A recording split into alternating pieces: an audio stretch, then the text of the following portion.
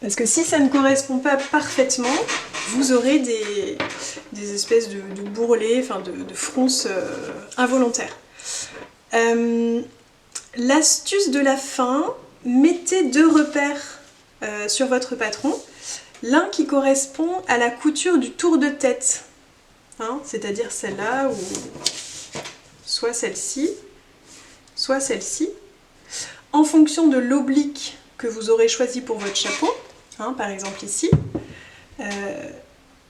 ici il y aura votre couture de tour de tête, hein, à l'endroit où la hauteur est la plus petite. Voilà. Là pour un chapeau oblique, en tout cas, il y a vraiment besoin de la mettre. Et dans ce cas, en fonction de l'oblique que vous aurez choisi, voilà, vous mettez ce repère de tour de tête ici. Voilà, un repère sur votre patron, sur la pièce de votre patron qui correspond au plateau de votre chapeau. Vous mettez couture par exemple, voilà, sur ce repère. Et un deuxième repère qui va correspondre à l'axe de votre chapeau. Donc là, qui va se trouver pile sur l'endroit correspondant à votre nez, entre vos deux yeux. Ça, c'est surtout important si votre dessus de chapeau est un petit peu ovale. Parce que là, il faut que l'ovale soit évidemment dans le bon sens. Donc là, si ça, par exemple, c'est le devant de votre chapeau, vous mettez ce repère ici, je ne sais pas, en mettant devant, par exemple, un dé pour devant, et le même repère ici, avec le même dé, pour savoir que, évidemment, ces deux parties ne vont pas être cousues au même endroit. Hein. Entre les deux, il y aura le cylindre de tour de chapeau, mais au moins vous saurez où les assembler. Donc vous gagnerez un temps fou pour l'assemblage de votre chapeau, et en plus vous serez sûr que l'extérieur, ici, et la doublure de votre chapeau coïncident. Hein, parce que si vous avez sur l'extérieur une partie très large ici, et que par contre dans votre doublure la partie large se trouve ici ou ici, voilà, ça va tirer, ça va pas marcher. Alors vous avez normalement vos 3 pièces de patron, le plateau, le dessus et le tour de tête, et vous pouvez passer à la partie couture. Alors là, il n'y a pas de difficulté particulière. Bien sûr, il n'y a pas de marge de couture, hein, vous aurez compris. Moi, je travaille jamais avec des marges de couture, parce que on peut beaucoup moins travailler, et c'est beaucoup plus précis aussi pour à ajuster. Donc, quand il n'y a pas de marge de couture, voilà, si vous ne savez pas faire, je vous montre. Si par exemple ça c'est votre patron, soit vous ne le découpez pas si vous avez du papier carbone, voilà, vous utilisez le carbone, soit vous le découpez.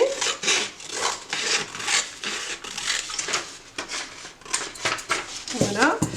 Et dans ce cas, vous le reportez directement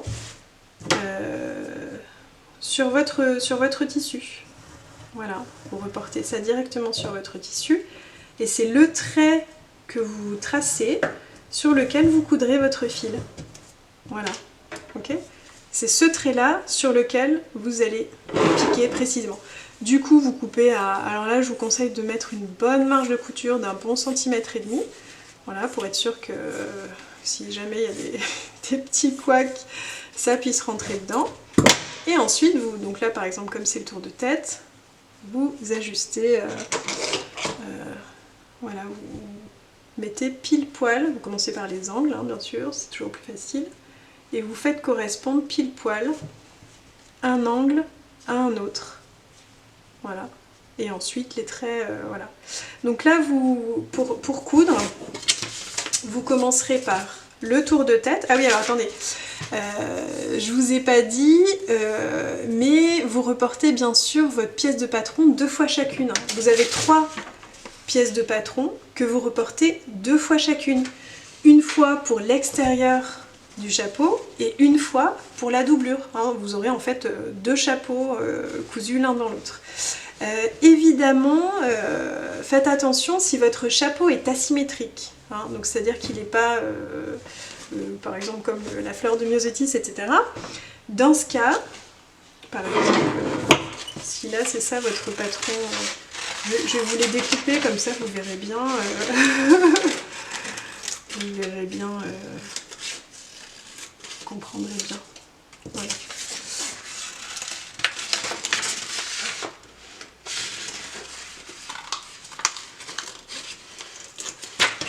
Alors voilà, j'ai mes 3 pièces de patron.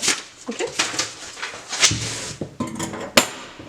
J'ai mon plateau de chapeau, mon tour de tête et mon dessus de chapeau. Évidemment, c'est pas à l'échelle, hein, j'ai fait ça n'importe comment. Donc si votre chapeau est asymétrique, comme c'est le cas ici, hein, c'est pas un rond parfait, il y a un endroit où... voilà. Dans ce cas, il faut que vous pensiez bien à reporter, donc on se met toujours sur le revers hein, pour tracer le patron bien sûr. Dans ce cas, vous allez tracer votre patron d'un côté pour l'extérieur et de l'autre côté pour la doublure, hein, pour que ensuite, une fois que ça soit assemblé, ça coïncide parfaitement. Voilà, et qu'est-ce que je disais? Oui, il faut que les traits correspondent. Voilà, donc vous cousez en premier les 2 tours de tête, hein, toujours endroit contre endroit, vous surfilez. Ensuite vous cousez, bon là il n'y a pas de sens, soit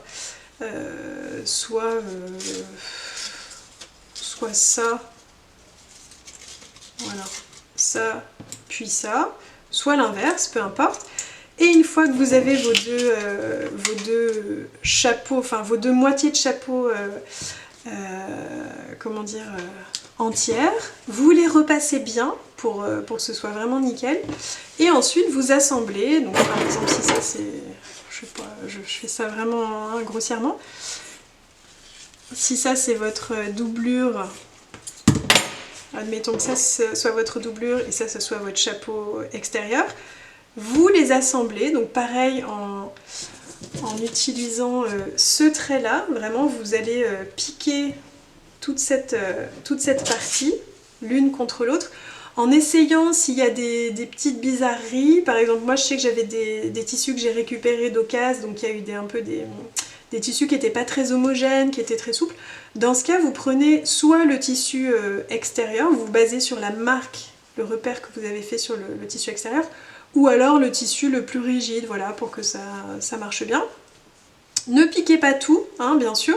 Vous laissez une bonne ouverture pour retourner ensuite votre chapeau, et puis surtout glisser votre triplure.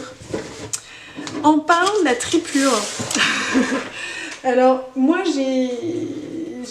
suis pas fan de ce que j'ai trouvé. J'ai essayé à un moment de mettre du carton, mais bon évidemment il faut pas que ça soit mouillé. Si ça se plie, ça se coupe, etc. Donc pas pour des enfants. J'ai essayé cette matière, je sais pas, d'ailleurs j'avais trouvé dans le rayon triplure.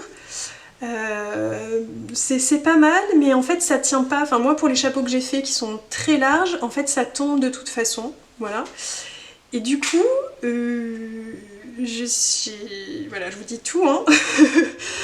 J'ai caché en fait du grillage à poules dans mes chapeaux, voilà. Donc c'est parce que voilà, je fais toujours un peu en récup, voilà, je fais avec ce que j'ai.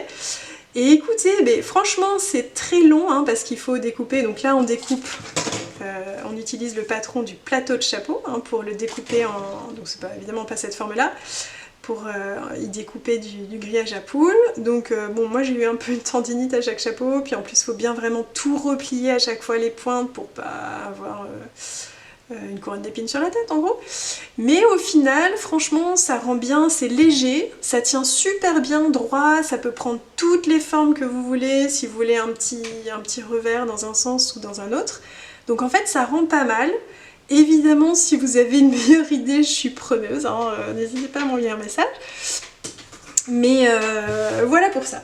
Une fois que vous avez inséré votre triplure, bien sûr, vous refermez votre chapeau hein, à point coulé ou à ce que vous savez faire. Et bien sûr, la touche finale, amusez-vous vraiment, lâchez-vous à accessoiriser votre chapeau.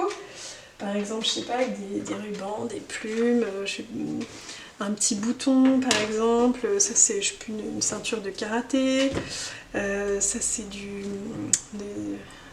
comment ça s'appelle, un petit emballage de noix là pour faire une petite voilette si vous voulez, enfin vraiment lâchez-vous.